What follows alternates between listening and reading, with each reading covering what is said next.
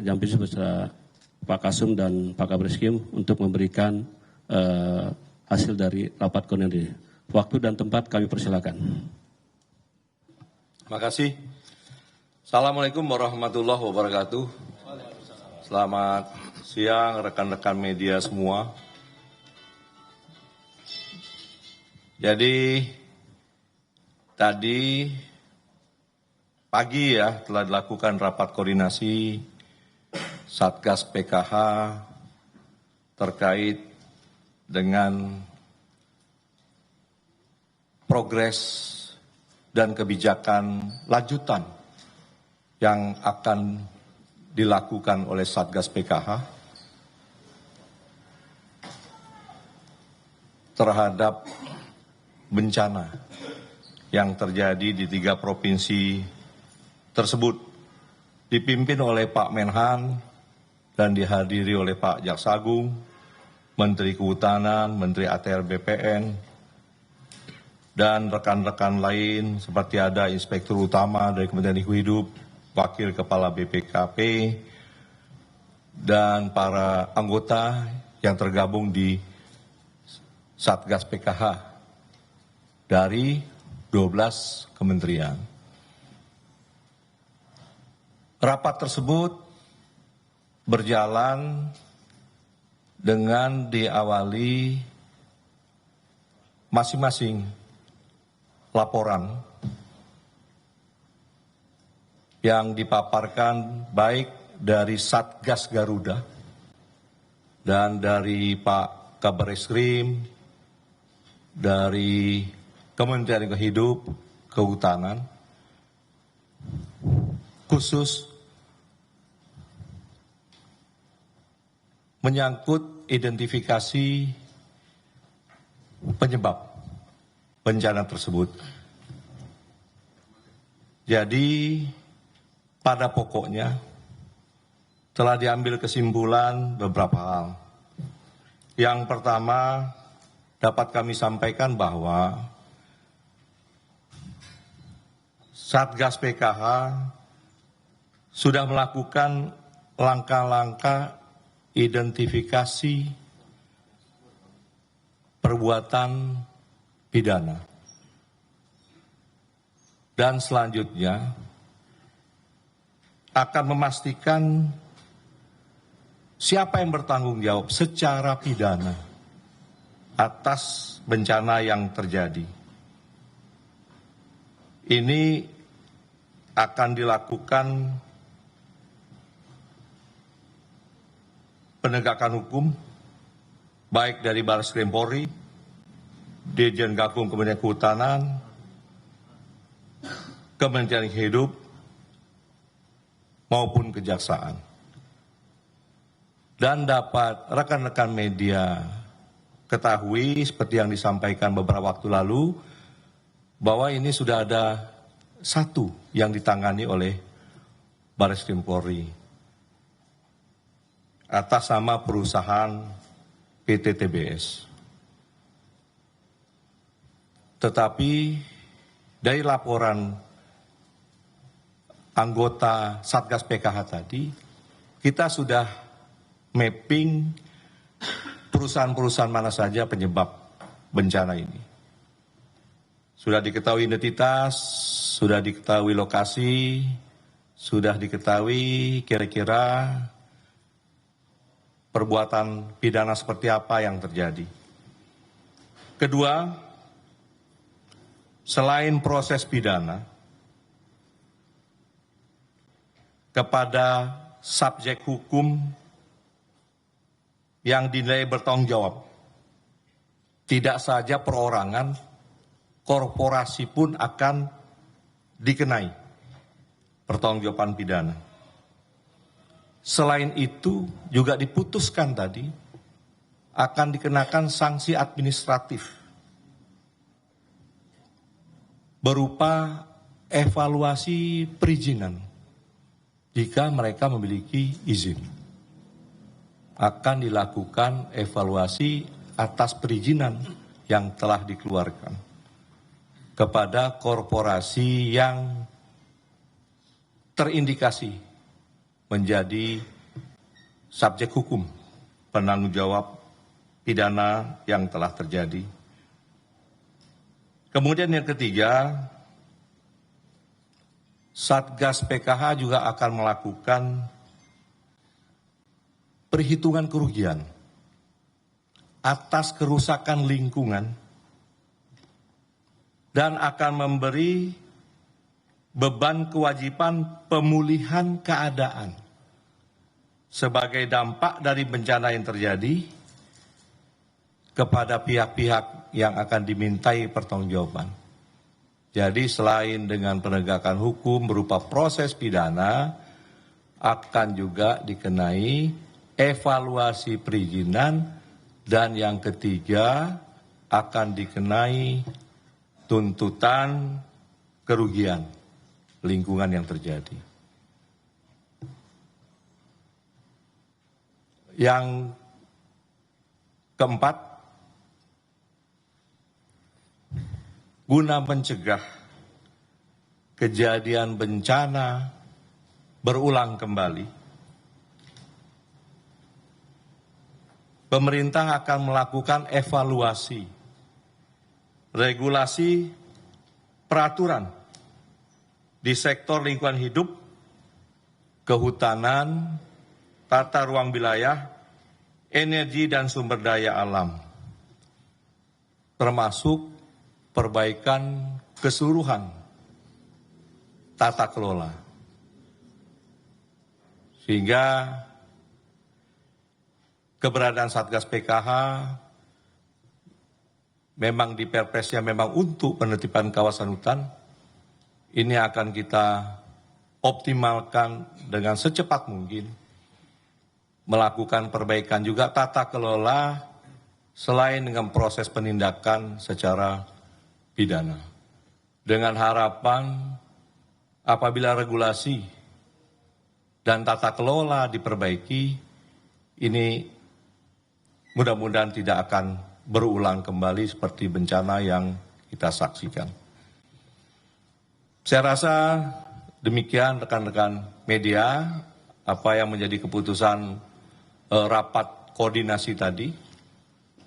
Dan untuk pertanyaan, di sini ada Pak Kabar Eskrim yang melakukan penyidikan, dan ada Pak Kasum yang membawahi Satgas Garuda, ada juga dari Kementerian Lingkungan Hidup, Kementerian Kehutanan. Silahkan ditanya apa saja, kami akan jawab.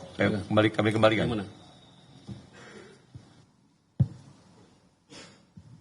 Izin Pak, saya Roy dari Berita 1. Mau tanya Pak Kabar Eskrim, ini terkait BTTBS ini ada 17 orang yang sudah diperiksa, dan dari 17 apakah ada saksi ahli atau ahli apa saja gitu Pak yang dilibatkan Pak? Terima kasih Pak.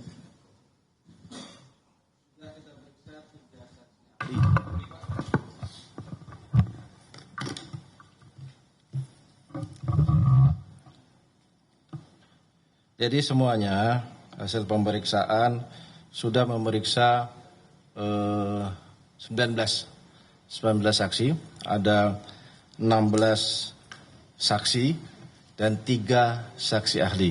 Saksi ahli itu dari Dinas Lingkungan Hidup Provinsi, kemudian dari Balai Pengelolaan Hutan Lestari, dan dari Pertanahan, ya, itu.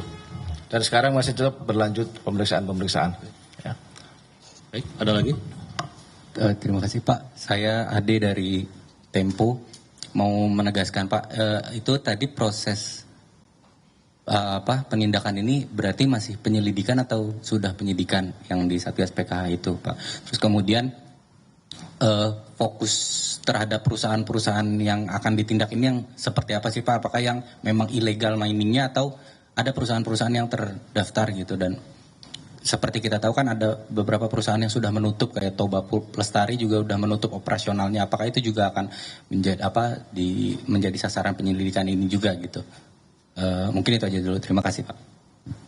Silakan Pak. Masih ada lagi? Biar sekaligus. Silakan. Izin Pak, saya Jonathan dari Kumparan.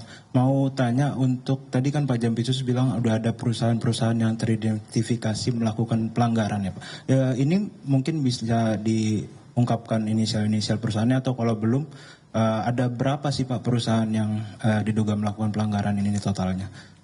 Sama dugaan pelanggarannya mengarah ke mana sih mereka ini? Terima kasih.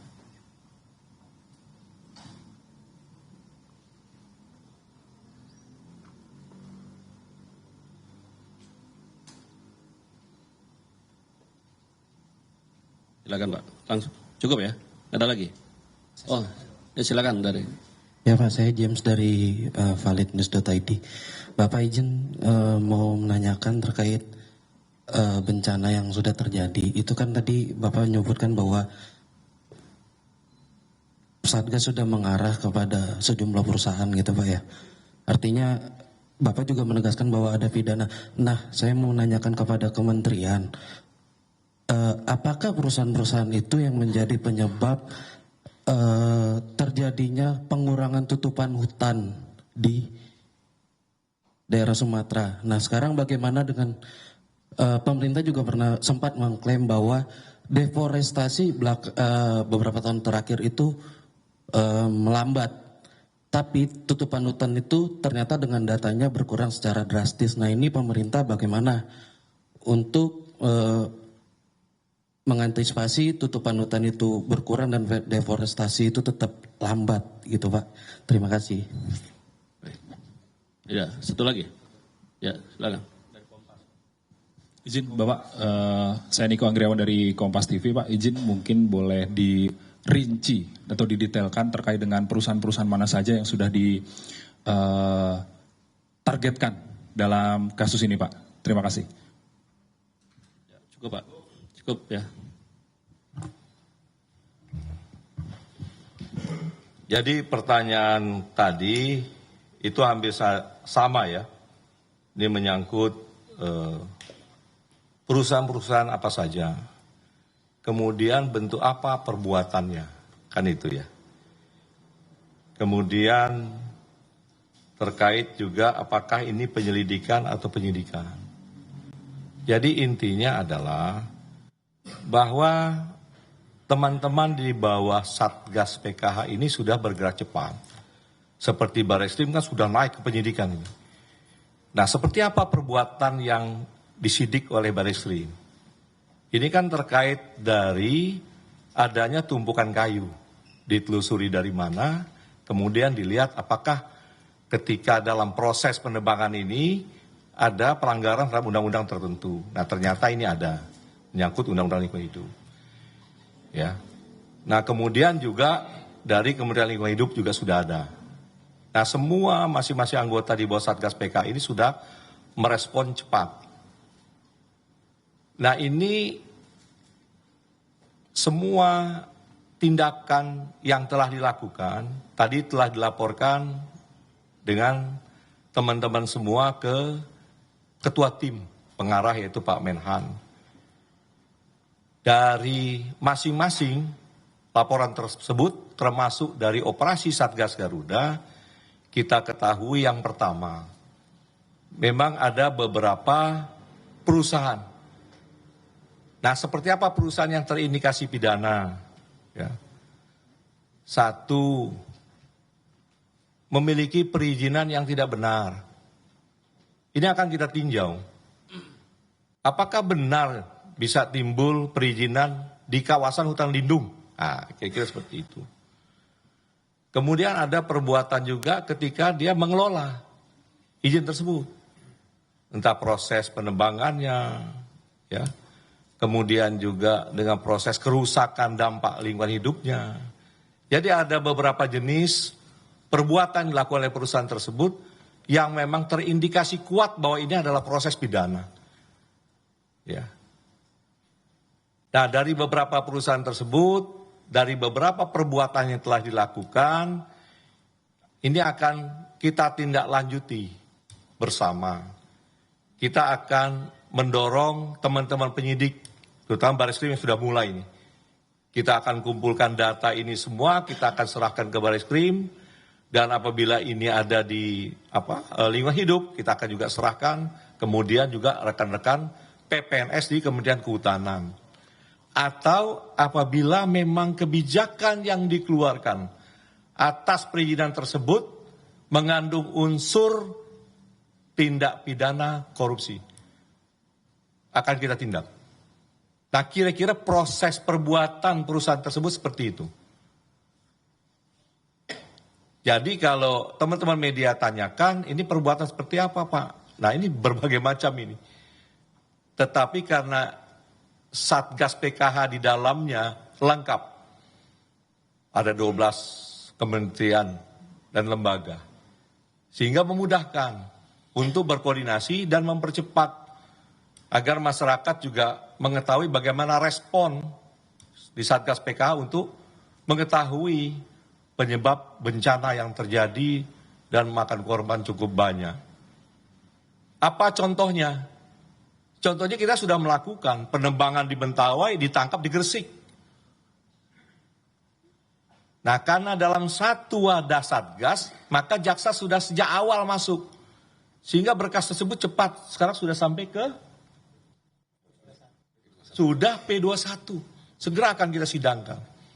Nah, tadi juga sudah diperintahkan oleh Jaksa Agung, Direktur di Pidana Umum yang bertanggung jawab, segera berkoordinasi ke Bareskrim, agar berkas tidak bolak-balik dan cepat diambil keputusan. Nah, seperti itulah cara kerja Satgas. Karena di dalamnya ini semua lengkap, sehingga lebih cepat berkoordinasi, lebih kompak, dan arahnya juga fokus terhadap penindakan prioritas. Ya kan? Mana prioritas perusahaan-perusahaan tersebut yang didahului. Nah, itu nanti indikator-indikatornya dari teman-teman penyidik seperti dari Bareskrim. Kenapa perusahaan ini, kenapa perusahaan ini didahului. Tetapi semua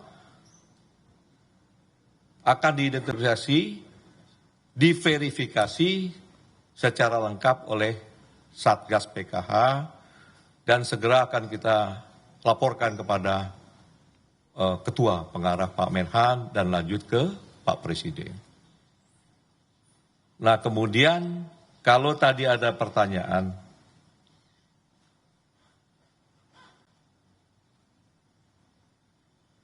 apakah perusahaan-perusahaan itu yang menjadi penyebab rusaknya tutupan kawasan hutan? Dibentuknya Satgas PKH memang untuk itu. Kenapa Satgas PKH waktu itu memprioritaskan masuk ke Tesonelo? Nah, kita tahu ini adalah kawasan hutan Taman Nasional, 81.000 luasnya, hektar, 81.000 hektar luasnya, tinggal 12.000, bahkan hutan primernya tinggal 6.500. Oleh karena itu, melalui media ini, kita minta dukungan masyarakat, terutama yang sekarang berada di kawasan Tesonelo, Taman Nasional Tesonelo, untuk bisa kita relokasi, karena tujuan kita untuk mengembalikan sesuai fungsinya. Bayangkan kalau Satgas PKH tidak cepat masuk ke kawasan Tesonelo. Tinggal 6.500, kita perkirakan tidak sampai 2 tahun, mungkin setahun lebih habis. Maka hanya tinggal kenanganlah kawasan nasional, Taman Nasional tersebut. Dan ini salah satu mitigasi mencegah untuk terjadinya bencana. Jadi Satgas PKH fungsi seperti itu. Ya, dan termasuklah di 3 provinsi yang terjadi bencana ini, maka kita akan segera verifikasi semua penyebab terjadinya bencana. Baik dari regulasinya, baik dari perbuatannya, sanksi apa. Nah, seperti teman-teman media sampaikan ketika jaksa menuntut perkara tipikor terhadap kerusakan lingkungan hidup di Bangka Belitung, 271 T. Kan banyak tuh perdebatan di masyarakat. Tapi intinya adalah bagaimana mencegah terjadi bencana. Prioritas ketenangan, kenyamanan kehidupan masyarakat, keselamatan masyarakat menjadi nomor satu. Nah, saya rasa itu semua sudah terjawab. Untuk identitas perusahaan yang banyak ditanya, di kita ada, tapi nanti Kapuspen bisa sampaikan inisial, tetapi jumlahnya ada, berapa Pak Dan Satgas? Silakan.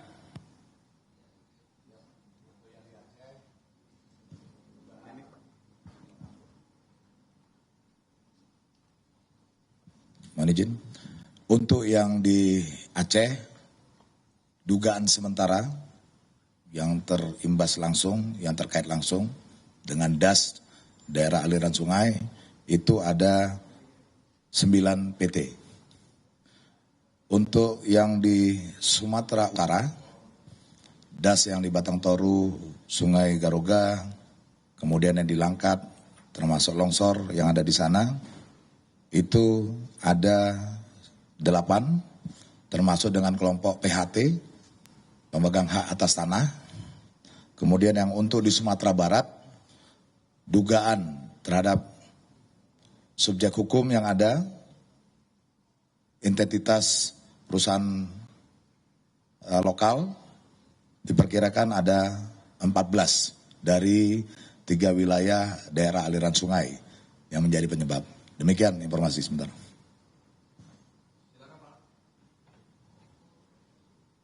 Baik, teman-teman, barusan sudah disampaikan oleh Pak Jampitsus. Kami rasa sudah cukup, Pak. Apakah masih ada, Pak Kasum? Silakan Satgas. Pak Barita, silakan. Mau sampaikan. Cukup, Pak. Baik, dari demikian teman-teman, sudah selesai acara dan pertanyaan juga sudah cukup, sudah hampir 6 pertanyaan ya. Atas perhatiannya kami ucapkan terima kasih. Wabillahi taufiq wal hidayah. Wassalamualaikum warahmatullahi wabarakatuh. Salam.